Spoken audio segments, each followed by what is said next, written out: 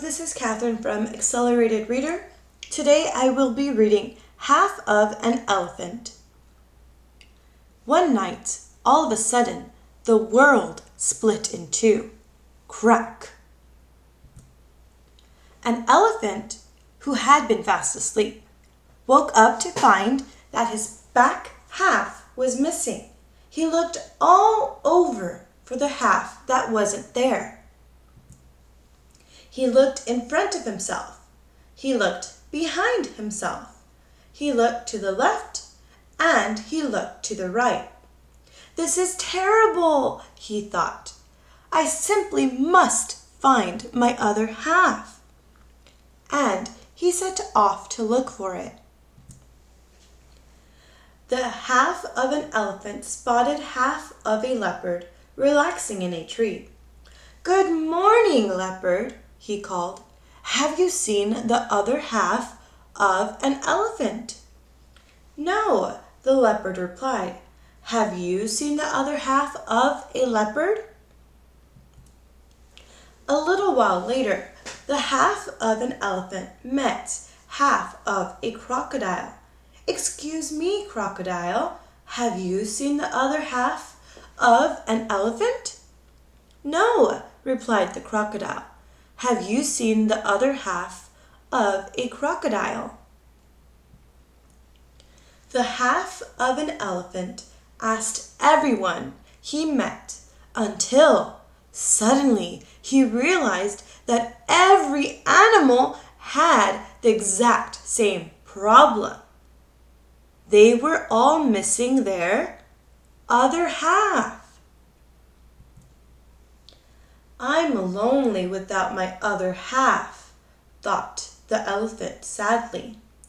"I feel like something is missing.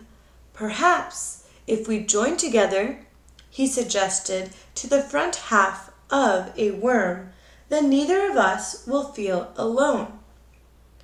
But the worm talked too much, so the elephant left. Half of a chameleon invited the elephant to join him on a branch. Everything was fine until it was time to eat. It was very difficult to catch flies with a trunk. Maybe, the elephant thought to himself, being half of an elephant isn't so bad after all. I can hide behind a tree. I can drive a sports car. And, best of all, my tail doesn't itch because I don't have a tail.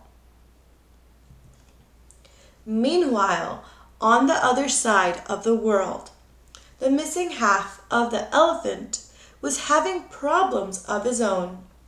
Since he couldn't talk, he thought he should join the front half of another animal. He met half of a flamingo, but trying to balance while taking a nap was too hard.